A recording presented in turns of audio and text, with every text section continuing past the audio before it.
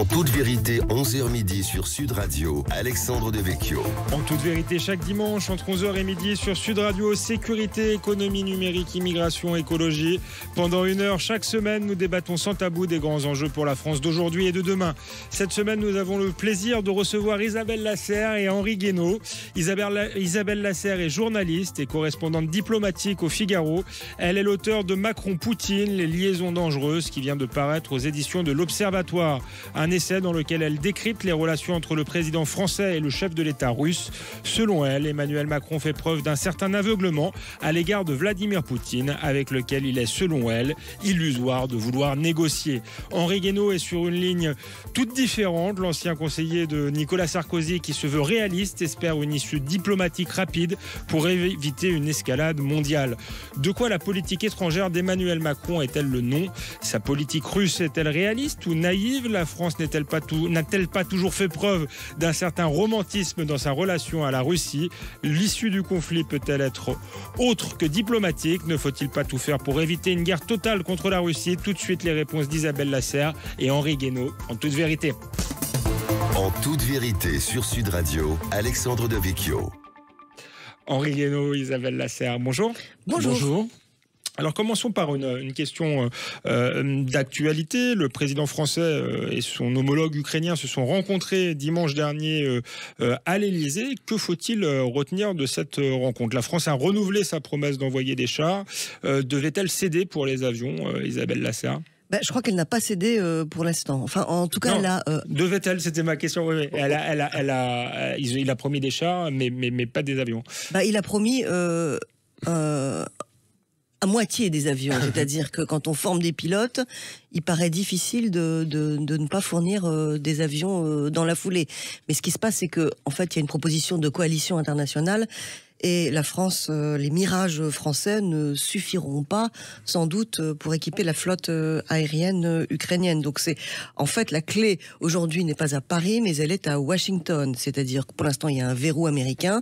Les États-Unis refusent de donner l'autorisation de réexportation des F-16, qui est l'avion dont les Ukrainiens auront le plus besoin, tout simplement parce que il est le plus exporté dans le monde, et donc il y a une flotte disponible, alors que les Mirages, il s'agirait de quelques exemplaires, une dizaine. Donc les F-16 seraient en fait le pendant de la coalition des chars Léopard.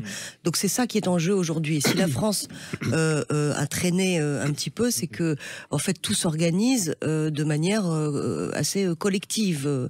Pour la fourniture d'armes, de manière, en fait, on forme une coalition, et maintenant il faut convaincre les Américains. Donc rien n'est décidé. Je pense, moi, que toutes les lignes glissent depuis le début de la guerre, et je pense qu'à l'arrivée, on ne pourra pas faire l'économie de livrer des avions à l'Ukraine. Alors viendront-ils trop tard, après l'offensive?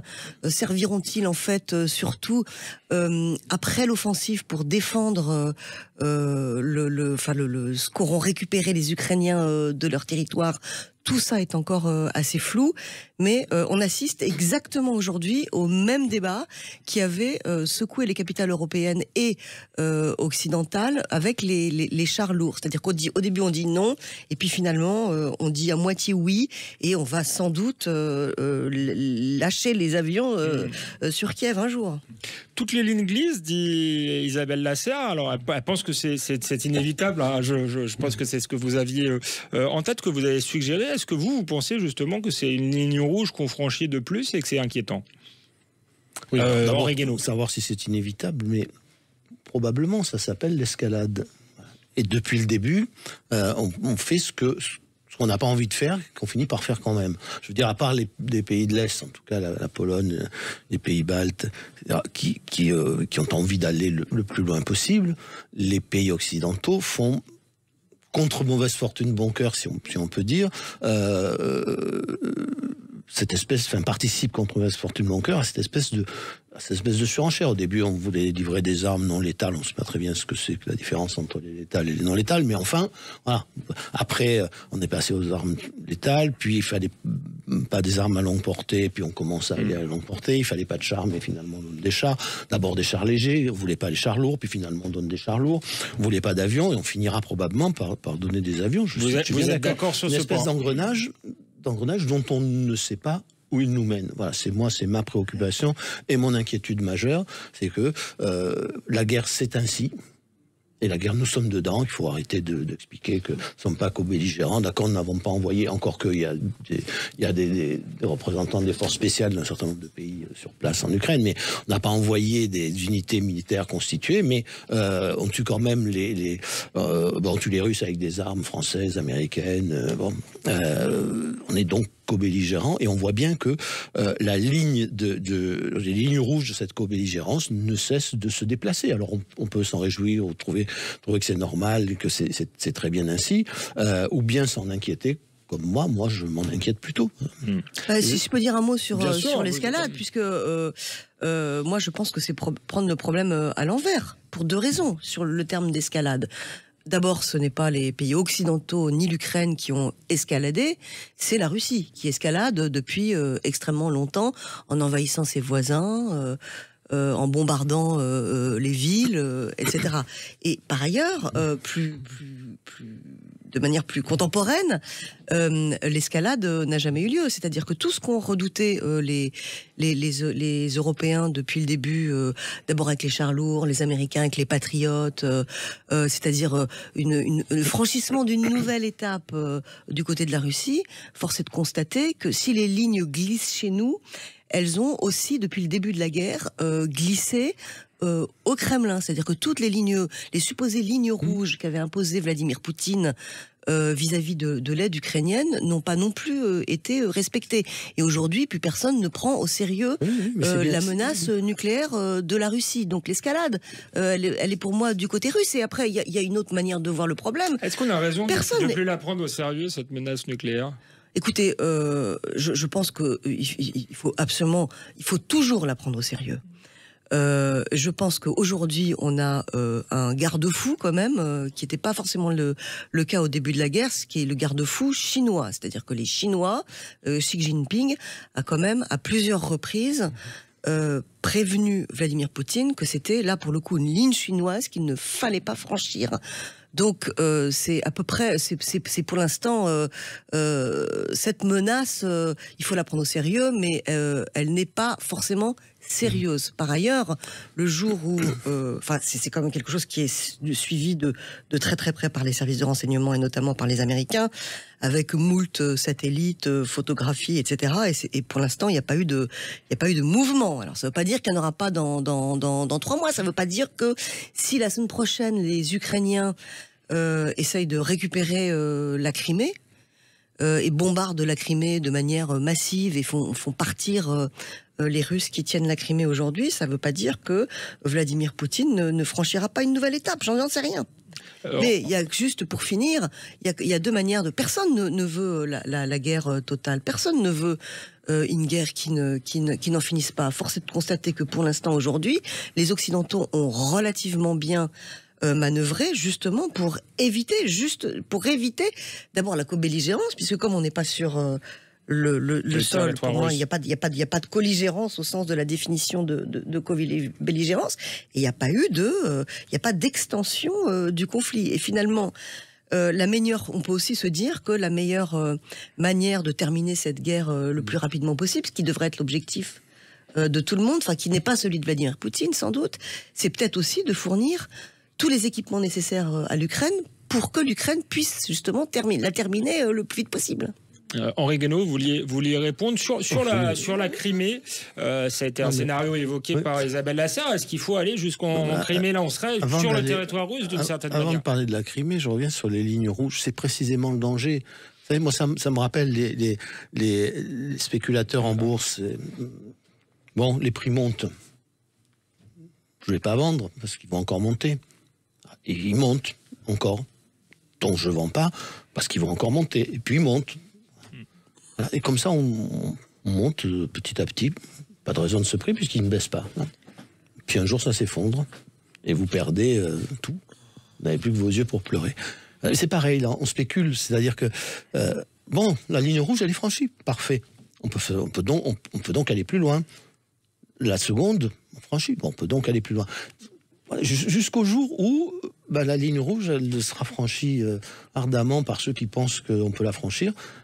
Et elle se révélera, ce franchissement se révélera désastreux et lourd de conséquences. On n'en sait rien. Voilà la vérité. C'est-à-dire qu'on ne sait pas, personne ne sait, ni Poutine, ni ses adversaires, ni les pays occidentaux, ni même les Ukrainiens, où se trouve cette ligne rouge qui un jour peut finir en catastrophe. Alors, vous parlez de la Crimée, ça c'est effectivement un vrai sujet. On en parlera peut-être, sûrement même, après une courte pause.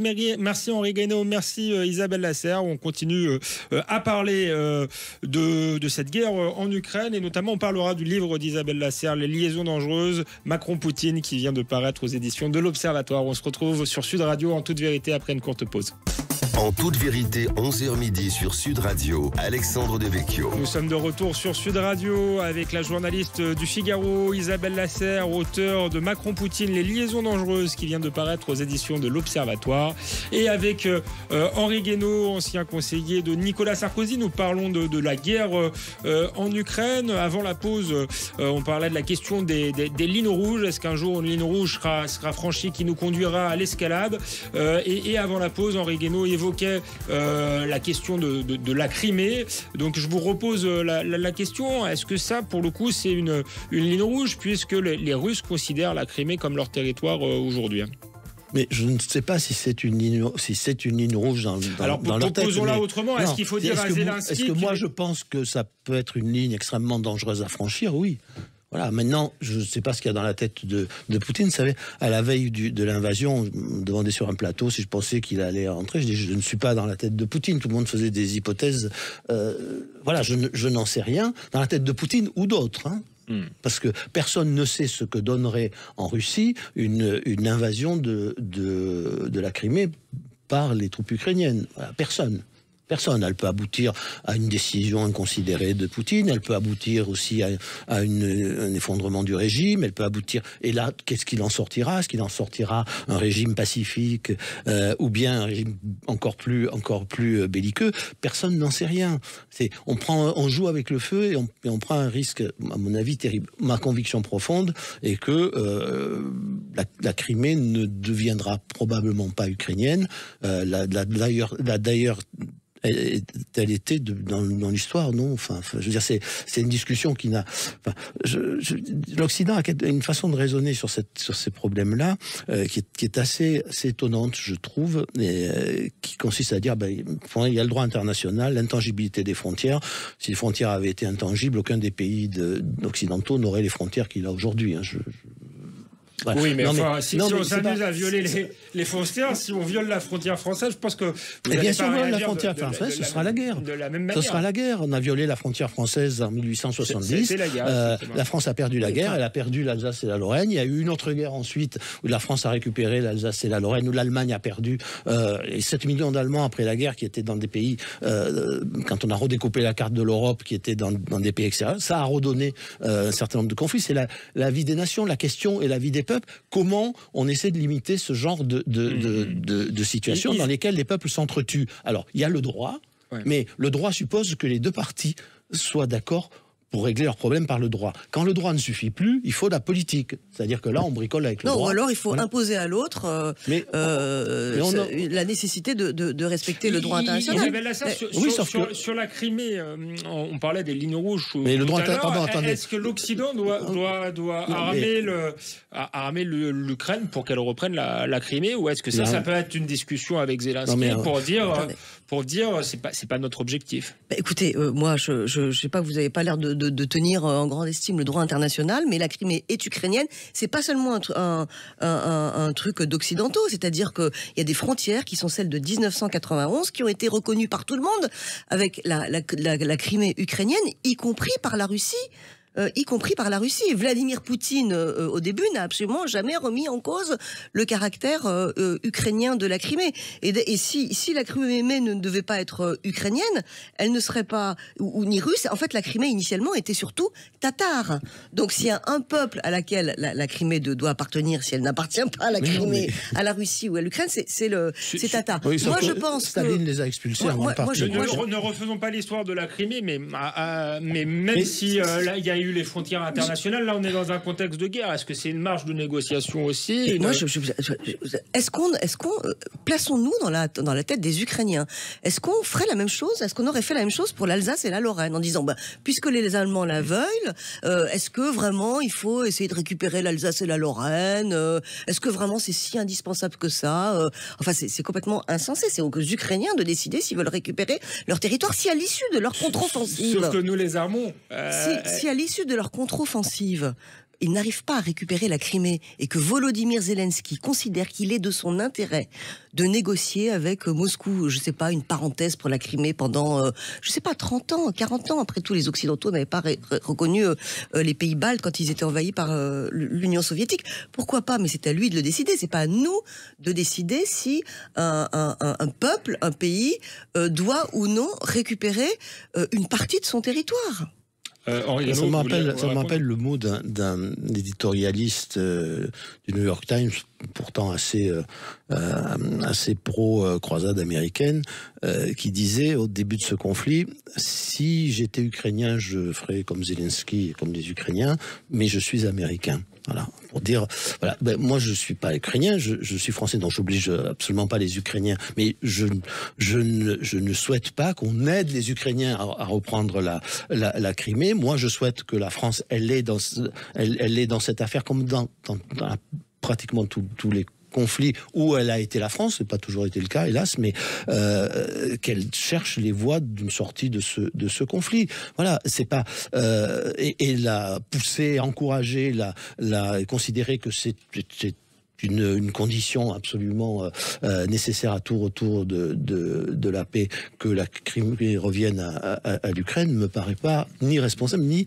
dans la vocation de la France à essayer de trouver une solution de sortie. Je dis pas que c'est simple, j'ai pas de recette, mais quand même, vous savez, pour qu'il y ait la paix, une fois que le droit international a été, d'ailleurs, le droit international, il faut quand même, enfin, les Occidentaux, c'est le droit des Occidentaux, et ce droit des Occidentaux, il a été violé par les Occidentaux tellement de fois qu'on a du mal à convaincre le reste du monde que c'est vraiment un droit qui est au-dessus de tous les intérêts nationaux. Voilà.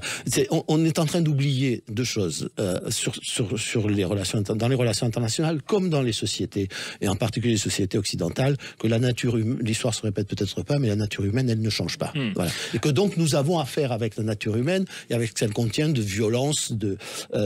Si nous laissons sortir la violence, il faut bien comprendre une chose, c'est qu'elle dévore tout sur son passage. Sortons peut-être de la Crimée, mais élargissons. Vous avez dit, Henri Guénaud, que vous étiez pour que la France joue son rôle et essaye d'obtenir la paix par toutes les voies diplomatiques possibles. C'est justement le thème de votre livre, Isabelle Lasserre. Vous considérez que cette politique-là est peut-être naïve, que finalement c'est très très compliqué de négocier avec un dictateur comme Vladimir Poutine. Force est de constater que tous les efforts menés par la France, pas seulement par Emmanuel Macron, mais surtout par Emmanuel Macron, justement de reprendre langue avec Vladimir Poutine et de relancer, voire de créer des négociations de paix entre les deux pays, ont toutes échoué. Et force est de constater aussi que Vladimir Poutine ne comprend qu'un seul langage, qui est celui de la force. Donc pour moi, l'idée de négocier aujourd'hui est en fait un objectif irréaliste, en ce qu'il est totalement prématuré, il ne correspond pas à la réalité des choses. Les négociations de paix, oui, mais après la contre-offensive ukrainienne, à l'initiative du gouvernement ukrainien, et vouloir imposer en fait un cessez-le-feu, des négociations à Vladimir Poutine et à Volodymyr Zelensky est une naïve illusion de la part de la France comme de la part de tous les pays qui s'y sont risqués. Et ça n'a jamais marché. Henri Guénaud, vous êtes naïf ? Oui, alors d'abord, on a toujours dit ça, la naïve illusion de tous ceux qui essayaient de préserver la paix. Parfois, il est vrai que parfois ça ne marche pas, que parfois ça marche, mais enfin, il vaut mieux quand même essayer de toutes ses forces pour éviter que les gens s'entretuent. Donc, moi, j'avoue que j'ai du mal à comprendre de quoi on parle quand on dit on a tout essayé. On n'a rien essayé du tout. On n'a rien essayé avant, tout en sachant qu'on allait vers la guerre. On peut refaire depuis 91 jusqu'à toutes les voix qui se sont élevées, y compris aux États-Unis, pour dire si vous continuez comme ça, on aura la guerre. Moi, vous connaissez sans doute aussi bien que moi la note que l'ambassadeur des États-Unis à Moscou envoie à Madame Condoleezza Rice en 2008. Monsieur Burns, qui est aujourd'hui le patron de la CIA, et qui dit si on fait rentrer l'Ukraine dans l'OTAN, puisque en année 2008 la question s'est posée, il faut s'attendre à des problèmes sérieux, notamment avec la Crimée. Il dit je ne connais aucun Russe, même les opposants de Poutine, qui accepteront l'entrée de l'Ukraine dans l'OTAN, et donc on va avoir de sérieux problèmes. En l'occurrence, en 2008, il y a eu un non à l'entrée de l'Ukraine. Franco-allemand. Oui, enfin, il y a eu un non, donc l'Ukraine n'est pas rentrée dans l'OTAN, et en l'occurrence aussi, toute la crise ukrainienne commence non pas autour de l'OTAN, mais autour de la candidature de l'Ukraine à l'Union européenne. Oui, mais enfin, moi, je crois que tout avait été dit par Kissinger, essayer d'attirer d'un côté ou de l'autre l'Ukraine. Non, mais Kissinger a fait sur le sujet. Kissinger a fait quand même la volte-face la plus spectaculaire que je n'ai jamais vue chez un diplomate. Il est passé de jamais l'Ukraine dans l'OTAN, d'un espèce de pro-poutinisme à aujourd'hui, c'est celui qui défend le plus ardemment une entrée cash de l'Ukraine au sein de l'OTAN. Pourquoi? Il dit parce que maintenant, au point où en sont les choses, voilà, mais jusque-là, il avait très bien dit les choses. Ça doit être un pont entre deux mondes, essayer d'attirer dans un monde, et vous aurez la guerre. Ce qui est important. En fait, le moteur de l'histoire, il n'est pas chez nous, il est chez Vladimir Poutine. Mais ça ne sert à rien de dire ça. Ça sert à rien de dire ça. Vous avez en face un pays qui est le mieux doté en ogive nucléaire, et il faut essayer de comprendre dans un conflit ce que pense l'autre, si on veut essayer de résoudre le conflit, qu'il pense bien ou mal, qu'on l'approuve ou qu'on le désapprouve. Si on avait essayé plus souvent de savoir ce qu'il pensait, on n'en serait pas là. Ah oui, on aurait fait la guerre plus tôt. Non, on aurait fait en sorte de menacer plutôt. C'est la dissuasion, c'est tout. Isabelle Lasserre, Henri Guénaud, merci. On poursuit la conversation qui est très vive après une courte pause. Il y en a un qui a essayé quand même de négocier, c'est Emmanuel Macron. Il a passé beaucoup de coups de téléphone à Poutine. C'est ce qu'il a raconté dans le livre d'Isabelle Lasserre. Vous nous en parlerez après une courte pause sur Sud Radio, en toute vérité. À tout de suite. En toute vérité, 11h midi sur Sud Radio, Alexandre Devecchio. Nous sommes de retour sur Sud Radio, en toute vérité, avec Isabelle Lasserre, journaliste au Figaro, correspondante diplomatique au Figaro, qui est aussi l'auteur de Macron-Poutine, les liaisons dangereuses, qui vient de paraître aux éditions de l'Observatoire, et Henri Guénaud, ancien conseiller de Nicolas Sarkozy, qui met en garde depuis le début du conflit contre un risque d'escalade dans la guerre en Ukraine. Le débat est vif ce matin entre vous deux. Parlons de votre livre, Isabelle Lasserre, et de la politique étrangère de la France. Henri Guénaud disait qu'il fallait tout faire pour négocier. Vous expliquiez que c'est très compliqué avec une personnalité comme Vladimir Poutine, et peut-être qu'il aurait fallu être plus ferme dès le début. Dans votre livre, vous racontez les conversations téléphoniques entre Emmanuel Macron et Vladimir Poutine. Vous n'êtes pas convaincu non plus par cette diplomatie du coup de téléphone, comme vous l'appelez. Est-ce que malgré tout, Emmanuel Macron n'a pas eu raison d'essayer de maintenir une ligne de communication avec Vladimir Poutine? Alors, il y a deux choses. La ligne de communication, il est bien évident que la France doit conserver une ligne de communication avec Moscou. Et c'est d'ailleurs, elle a toujours existé, et c'est notamment l'affaire des militaires. Je pense que Emmanuel Macron a sans doute eu raison au début de maintenir un dialogue avec Vladimir Poutine et de lui téléphoner, notamment au tout début de la guerre, quand Volodymyr Zelensky lui-même le lui demandait, et quand le président ukrainien n'était absolument pas sûr de la capacité de résistance de son armée et de son pays, et envisageait lui-même des négociations pour arrêter la guerre très très vite. Le problème, c'est qu'à partir du moment où des crimes de guerre de très grande ampleur sont commis, à partir de Boutcha, donc quelques semaines, mois après le début de la guerre, en l'absence de résultats tangibles des coups de téléphone, cette politique devient contre-productive parce qu'elle nous aliène la partie orientale de l'Europe et de temps en temps les Ukrainiens. C'est plus le cas. C'est plus le cas aujourd'hui. Je pourrais peut-être y revenir. Donc je pense qu'à ce moment-là, la politique d'Emmanuel Macron devient contre-productive et qu'elle n'a rien donné.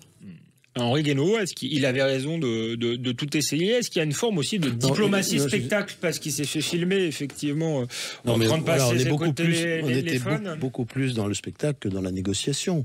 C'est-à-dire, on dit qu'il a tout essayé. Il a essayé quoi? Moi, je me souviens de 2008 et de la Géorgie. Quand le président Sarkozy est allé à Tbilissi et à Moscou, il a essayé. C'est-à-dire qu'il a fait des propositions, on n'en a fait aucune. Enfin, à ma connaissance, aucune. C'est maintenir la ligne ouverte, le dialogue avec Moscou. Oui, ça c'était une nécessité. Il a évidemment eu raison. Mais pour parler de quoi? À quel moment la France elle fait une proposition? À quel moment la France, par exemple, a dit écoutez, à Poutine, si on arrête les hostilités, ou même si on ne les entame pas, puisque ça a commencé avant les hostilités, la France s'opposera à l'entrée de l'Ukraine dans l'OTAN et dans l'Union européenne.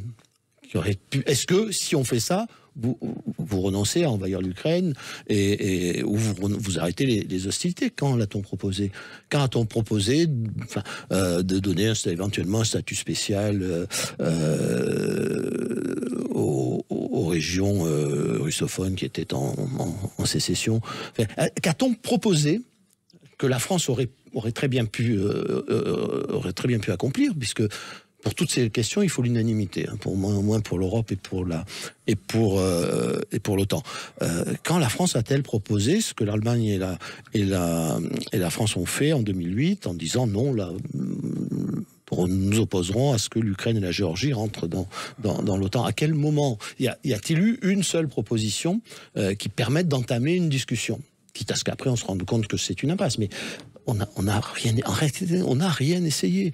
Voilà, quant au fait de savoir si on s'aliène les uns et les autres, tout dépend de ce que sont les objectifs de la politique. Si c'est de faire la guerre par procuration jusqu'au dernier Ukrainien, après tout, pourquoi pas. Si c'est d'abattre la bête immonde, je ne sais pas comment d'ailleurs, parce que on pouvait sans doute aller jusqu'au bunker d'Hitler en 1945, mais on va avoir du mal à aller jusqu'au bunker de Poutine en 2023 ou 2024. On est dans la situation que décrivait Kennedy en 63, après la crise des fusées de Cuba, en disant tout ce qu'on peut faire pour éviter les tensions entre deux puissances nucléaires, il faut le faire. Et ce qui s'est passé, la façon dont a été résolue cette crise est d'une certaine façon exemplaire, parce que quoi qu'on en dise aujourd'hui en réécrivant l'histoire, on a eu deux chefs d'État, que ce soit Khrouchtchev d'un côté ou Kennedy de l'autre, qui ont fini par résister au plus va-t-en-guerre de leur entourage pour essayer de trouver une solution. Et la solution a été une négociation, on s'en rappelle, sur les missiles à moyenne portée qui étaient installés en Turquie pour les Américains, et puis les missiles qu'on installait à Cuba pour les Russes. Mais pour les soviétiques. Dans cette histoire, il nous a quand même manqué beaucoup de sagesse et beaucoup d'initiatives pour essayer de trouver une solution. Voilà ce que Donc il n'y a pas un échec total à ce moment-là, en tout cas au début du conflit.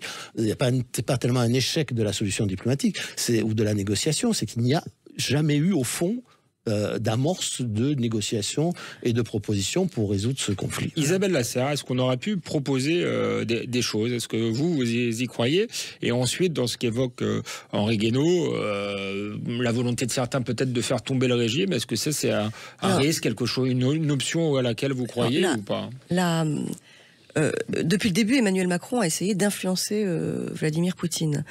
Et là où je pense il a fait une erreur, c'est qu'il a surestimé sa capacité d'influence d'un homme d'État, d'une démocratie occidentale comme la France, sur un dictateur, surtout un homme issu du KGB. Et l'autre chose, c'est qu'il a, je pense aussi, surestimé le poids de la France. C'est-à-dire que la France est quand même devenue une puissance moyenne qui, certes, grâce notamment au fait qu'elle soit dotée de l'arme nucléaire et qu'elle ait un siège permanent au Conseil de sécurité de l'ONU, ainsi qu'une armée conséquente et un corps diplomatique assez puissant. Henri parlait du droit de veto, du fait que les décisions doivent être prises à l'unanimité. Est-ce qu'il aurait pu proposer... Non, il n'aurait pas pu proposer ce que Henri Guénaud propose, puisque simplement, c'est pas une histoire entre la Russie, l'Ukraine et la France. La France est un pays qui est dans l'Union européenne. La moitié au moins des pays de l'Union européenne n'auraient pas été d'accord. C'est pas grave. Mais l'unanimité, la Turquie rappelle que les décisions sont prises à l'unanimité. La Turquie, on empêche la Turquie d'entrer dans l'Union européenne depuis des décennies. Et elle rentre pas dans l'Union européenne. La Turquie a elle-même décidé de poser ses conditions à l'entrée de la Suède dans l'OTAN. Et elle va finir par avoir gain de cause. Le problème, c'est qu'en fait, on a toujours une manière. Enfin, la France projette toujours sa vision des choses comme si elle était la seule. Mais on a l'impression depuis le début de la guerre qu'elle est à chaque fois en retard. C'est-à-dire que ce sont les autres pays qui la tirent. Il y a une dynamique nouvelle au sein de l'Union européenne depuis le début de la guerre. C'est pas seulement l'influence grandissante des pays d'Europe orientale, parce qu'ils ont eu raison sur leur analyse de la Russie, mais c'est aussi la transformation de l'Europe en une Europe qui va sans doute se refaire, relire en machine de guerre pour l'avenir, puisque la guerre est revenue à ses portes et sur le continent, et on peut pas en fait décider la France pour tous les autres pays, et on a l'impression qu'on était moi je pense, là où je trouve ça extrêmement dommage, c'est que je pense que la guerre en Ukraine donnait la possibilité à la France, de par sa position particulière, qui en plus se mélangeait avec le dynamisme d'un président à l'international, il aurait pu prendre le leadership de l'Europe sur cette crise ukrainienne. Et en fait, je pense qu'on a raté le coche, et que aujourd'hui, on a du mal à revenir dans la tête des pays qui en fait qui incarnent cette guerre et cette nouvelle naissance de l'Europe. Mais on a l'impression de revenir au débat des années 60. Avec Poutine, non, mais on peut considérer. C'est un retour de la guerre froide. Non, mais ce que je veux dire, c'est oui, mais la France avait décidé d'avoir une voix singulière, elle a eu une voix singulière. Voilà, et on n'est pas obligé. Enfin, je veux dire, si la France est à fond pour cette guerre et pour aller le plus loin possible, alors votre solution, elle est tout à fait envisageable. La France n'est pas du tout à fond. Voilà, mais si elle l'est pas, et si elle pense que la paix ça vaut mieux que la guerre, en l'occurrence. Mais tout le monde pense que la paix vaut mieux que la guerre, à part Vladimir Poutine, pour qui en fait la paix est un état continuel de guerre. Quand De Gaulle est sorti des organes militaires intégrés de l'OTAN, on a dit exactement la même chose. Chaque fois qu'il a pris une position un peu à l'écart du camp occidental, tout en étant fidèle à ses alliances. Enfin, l'OTAN, c'est pas je fais la guerre aux autres. L'OTAN, c'est une alliance défensive dans laquelle il faut réunir des conditions. Et j'ai pas répondu au changement de régime. Alors, terminé. Et puis, Isabelle vous répond sur le changement de régime. Oui, mais on peut passer. Enfin, moi, je pense que c'est pas du tout une occasion manquée. C'est juste un choix différent de la France. Et je ne sais pas si la France, elle peut toute seule dire non quand l'unanimité est exigée. Bon, après vous me dites, elle peut pas. Je ne sais pas si elle peut pas dire non ou pas aux autres. Mais ce que je sais, c'est que le président de la République, il a aussi un peuple derrière et qu'il faut dire. Le peuple, il peut dire non aussi. Enfin, Le peuple, d'ailleurs, à 80% plutôt pro-ukrainien, c'est-à-dire à l'exact inverse de la plupart des élites françaises. Non, tout le monde, je pense, est pro-ukrainien. Il y a un agresseur et un agressé, Isabelle Lasser. Après, il y a un débat sur jusqu'où on doit aller dans ce soutien-là. Et là, je pense que les sondages seraient peut-être un peu différents. Mais je vous laisse répondre sur le changement de régime. La question ne se pose absolument pas en France. C'est-à-dire que ce n'est absolument pas quelque chose qui est souhaité à l'Élysée. Et c'est même, à mon avis, une solution qui est totalement redouté et qui ne sera jamais proposé.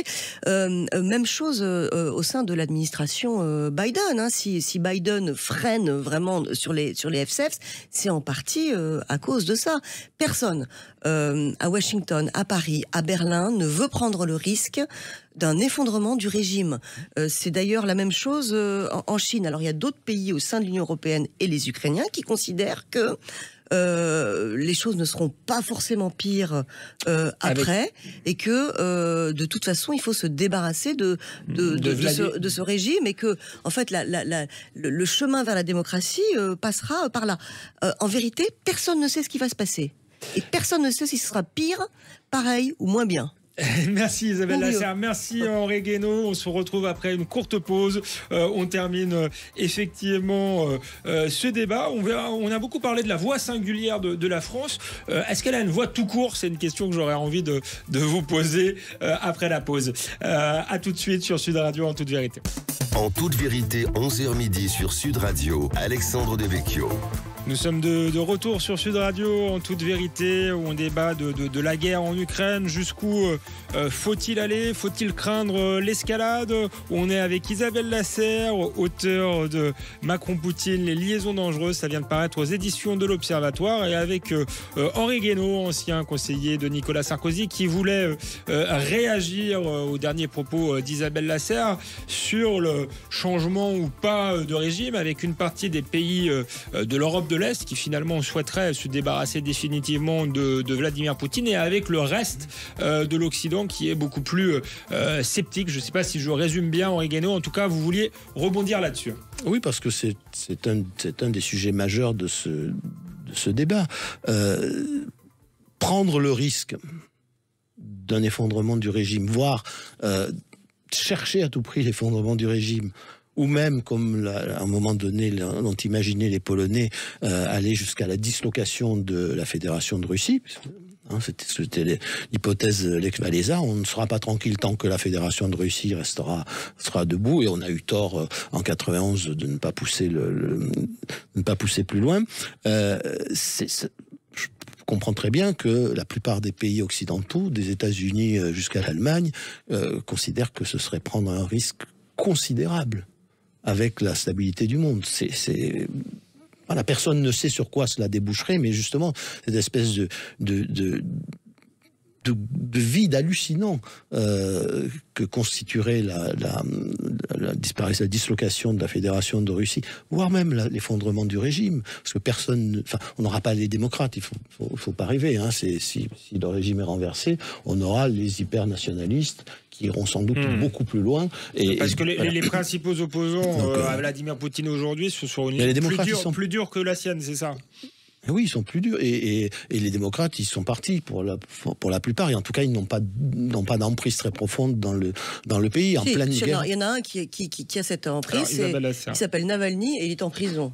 Et s'il sort de prison, s'il ne meurt pas avant, il est probable on peut faire ce pari. Moi, je n'y crois pas un instant, et de toute façon, je trouve que c'est un pari terrifiant. J'ai pas dit que je faisais le pari, j'ai dit qu'il y avait aussi des opposants qui comptaient en Russie. Mais Navalny est un nationaliste. Est-ce que c'est un démocrate libéral à la sauce européenne? Non, c'est un nationaliste slavophile, donc c'est très intéressant. On verra ce que ça donnera. On verra ce que ça donnerait. Voilà, je trouve que là, il y a un vrai risque. Comme il y a un vrai risque aussi que si la Russie gagne et va jusqu'à la frontière polonaise, hein, c'est parce qu'on va créer là une zone, même si elle s'arrêtait là, une zone de tension terrible pour l'Europe et pour très longtemps.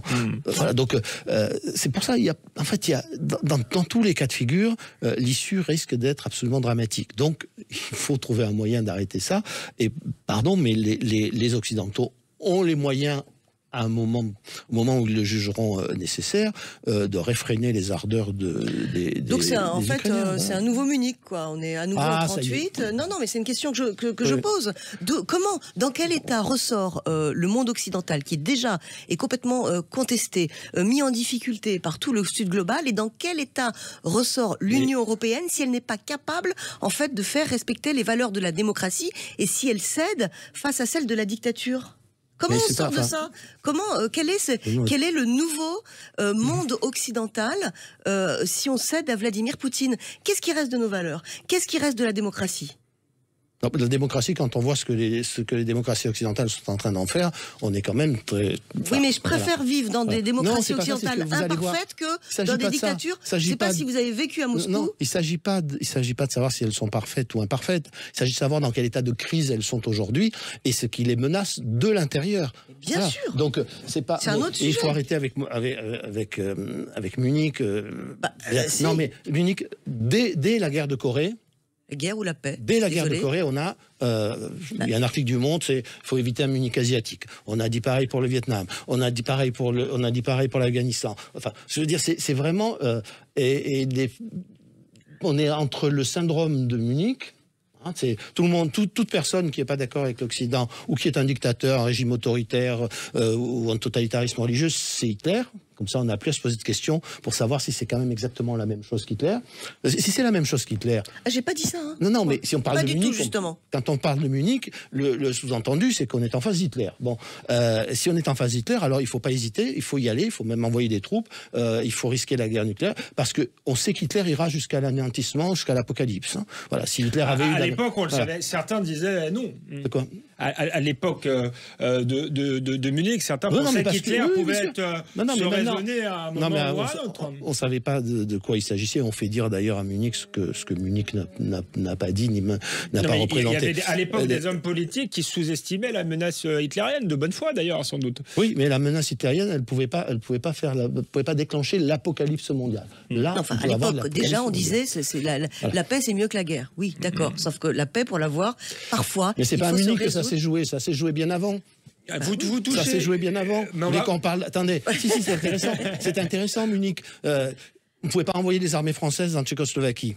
Je rappelle que la Tchécoslovaquie, c'était l'imbécilité des pays occidentaux qui avaient redécoupé complètement la carte de l'Europe d'une façon folle et suicidaire. Le résultat, ça a mené au suicide. À Locarno, on a dit les frontières, en 1925, les frontières sont intangibles. On a vu les frontières qui étaient dessinées artificiellement, comme disait Brodel, dans la chair de l'Europe, découpées dans la chair de l'Europe, on a vu ce qu'elles ont donné. Bon, on ne pouvait pas envoyer les troupes françaises.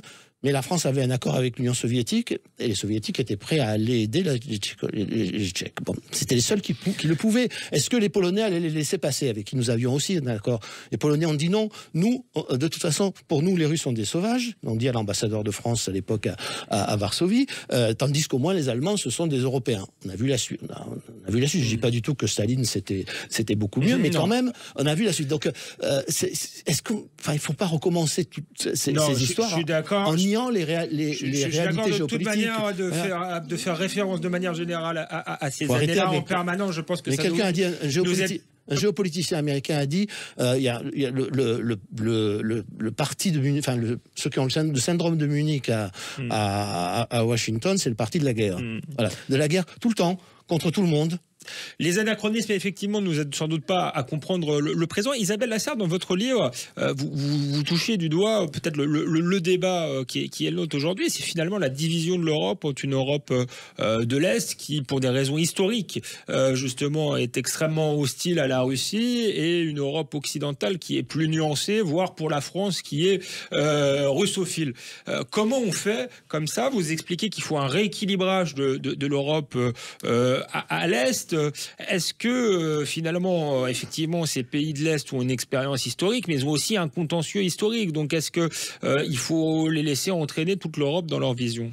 Alors, hier, par exemple, l'ancien président Dmitri Medvedev a dit la chose suivante: les 3 pays baltes appartiennent à la Russie. Donc, mettez-vous dans la peau des pays baltes et de la Pologne. Donc, c'est pas seulement que ces pays connaissent la Russie.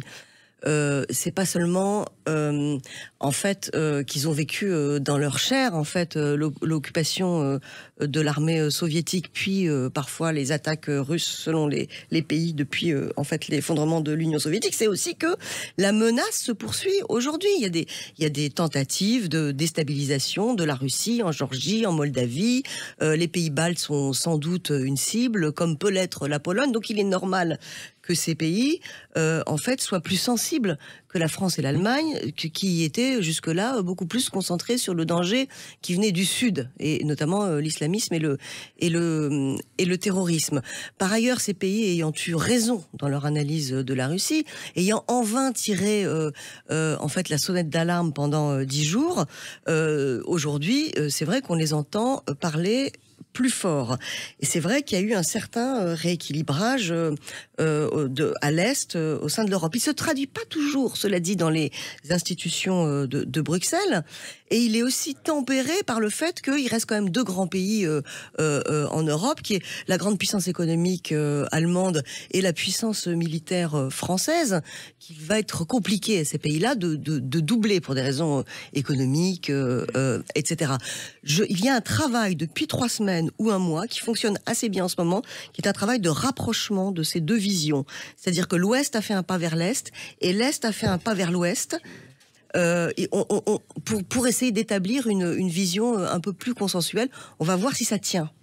On verra si ça se tient. Ce sera après peut-être l'objet d'un autre débat. On verra où ça nous mène. Surtout. Du coup, vous avez tout de même le dernier mot, Henri Guénaud. Je voulais vous le lancer, mais on avait très peu de temps. Et puis, je sais que vous êtes frustré, Henri Guénaud, mais vous serez réinvité. Malheureusement, cette guerre va durer longtemps et on aura l'occasion d'en reparler sur Sud Radio. Je vous laisse avec les informations et on se retrouve la semaine prochaine pour un nouveau numéro dans Toute Vérité.